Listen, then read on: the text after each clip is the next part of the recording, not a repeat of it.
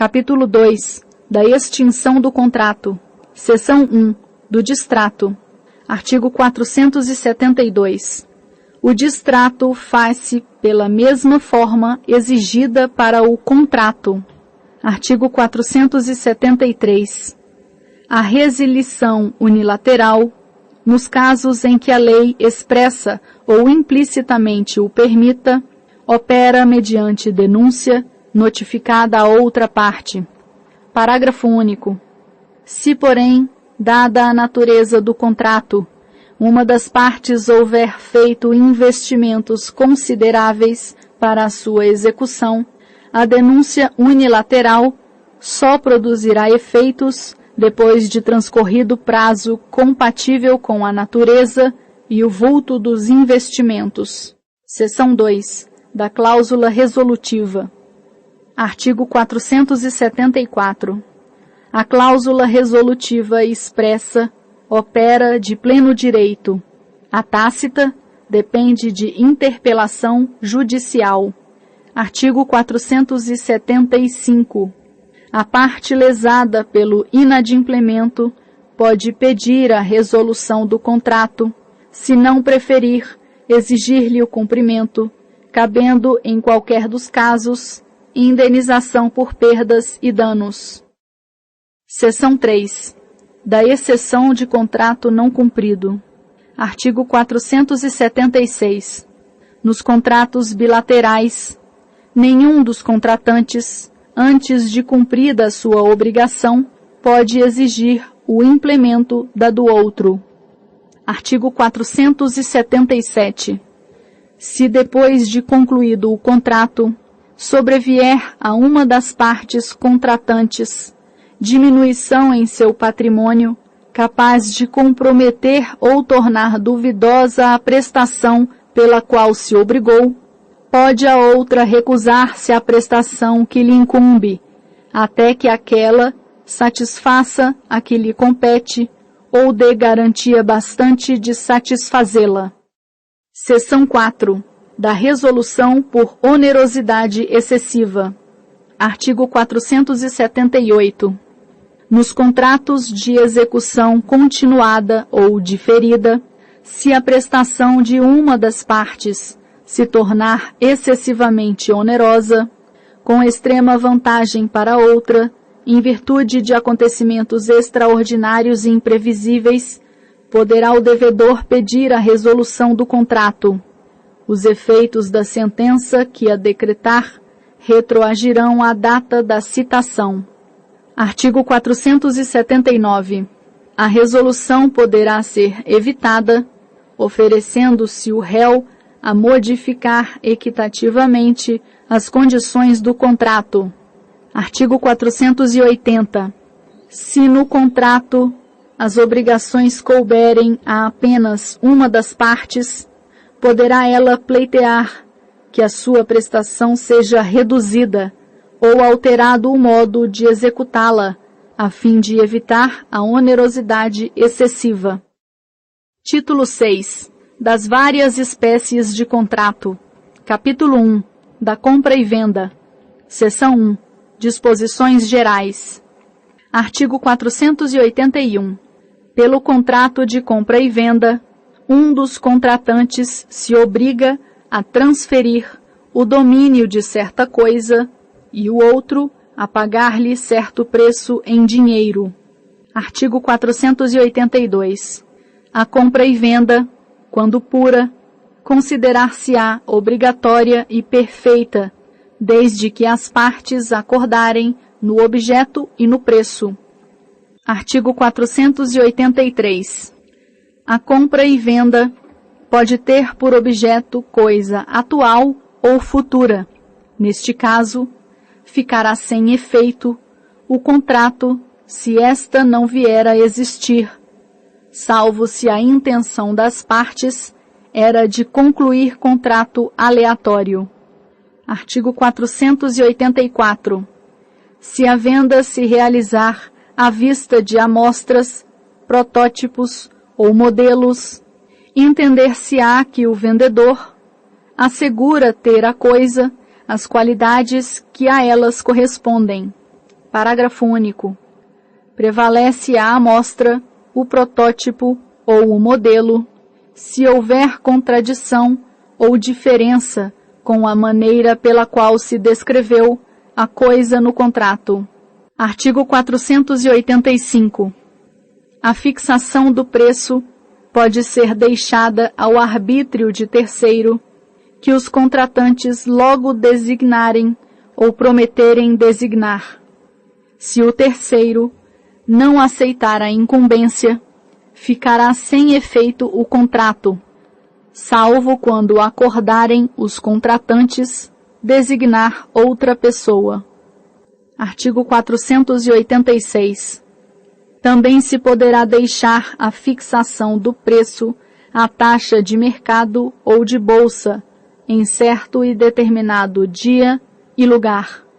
Artigo 487. É lícito às partes fixar o preço em função de índices ou parâmetros, desde que suscetíveis de objetiva determinação. Artigo 488.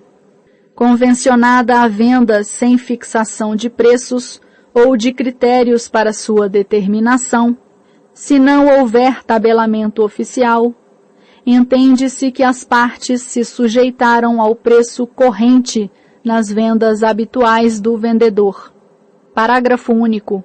Na falta de acordo, por ter havido diversidade de preço, prevalecerá o termo médio.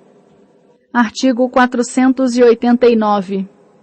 Nulo é o contrato de compra e venda quando se deixa ao arbítrio exclusivo de uma das partes a fixação do preço. Artigo 490. Salvo cláusula em contrário, ficarão as despesas de escritura e registro a cargo do comprador e a cargo do vendedor as da tradição. Artigo 491. Não sendo a venda a crédito, o vendedor não é obrigado a entregar a coisa antes de receber o preço. Artigo 492. Até o momento da tradição, os riscos da coisa correm por conta do vendedor e os do preço por conta do comprador. Parágrafo 1º. Todavia, os casos fortuitos ocorrentes no ato de contar, marcar ou assinalar coisas que comumente se recebem contando, pesando, medindo ou assinalando e que já tiverem sido postas à disposição do comprador, correrão por conta deste. Parágrafo 2º. Correrão também por conta do comprador os riscos das referidas coisas, se estiverem mora de as receber, quando postas à sua disposição no tempo, lugar e pelo modo ajustados. Artigo 493. A tradição da coisa vendida, na falta de estipulação expressa, dar-se-á no lugar onde ela se encontrava, ao tempo da venda. Artigo 494. Se a coisa for expedida para o lugar diverso, por ordem do comprador, por sua conta correrão os riscos, uma vez entregue a quem haja de transportá-la, salvo se das instruções dele se afastar o vendedor. Artigo 495. Não obstante o prazo ajustado para o pagamento, se antes da tradição o comprador cair em insolvência, poderá o vendedor sobrestar na entrega da coisa, até que o comprador lhe dê caução de pagar no tempo ajustado. Artigo 496. É anulável a venda de ascendente a descendente, salvo se os outros descendentes e o cônjuge do alienante expressamente houverem consentido. Parágrafo único. Em ambos os casos, dispensa-se o consentimento do cônjuge se o regime de bens for o da separação obrigatória. Artigo 497. Sob pena de nulidade, não podem ser comprados, ainda que em asta pública, Inciso 1º. Pelos tutores, curadores, testamenteiros e administradores, os bens confiados à sua guarda ou administração. Inciso 2º. Pelos servidores públicos em geral, os bens ou direitos da pessoa jurídica a que servirem, ou que estejam sob sua administração direta ou indireta. Inciso 3º. Pelos juízes, secretários de tribunais, arbitradores, peritos e outros serventuários ou auxiliares da justiça, os bens ou direitos sobre que se litigar em tribunal, juízo ou conselho, no lugar onde servirem ou a que se estender a sua autoridade. Inciso 4º.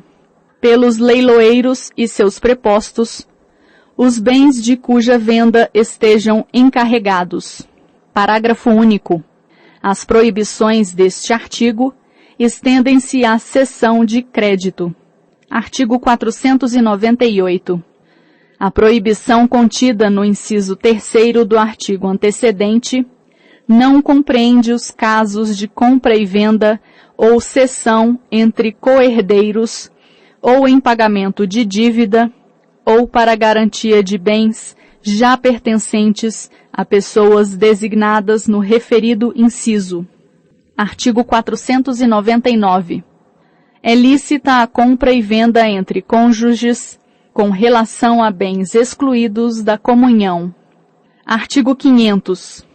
Se na venda de um imóvel se estipular o preço por medida de extensão ou se determinar a respectiva área e esta não corresponder, em qualquer dos casos, às dimensões dadas, o comprador terá o direito de exigir o complemento da área e, não sendo isso possível, o de reclamar a resolução do contrato ou abatimento proporcional ao preço. Parágrafo 1º. Presume-se que a referência às dimensões foi simplesmente enunciativa, quando a diferença encontrada não exceder de 1/20 da área total enunciada, ressalvado ao comprador o direito de provar que, em tais circunstâncias, não teria realizado o negócio.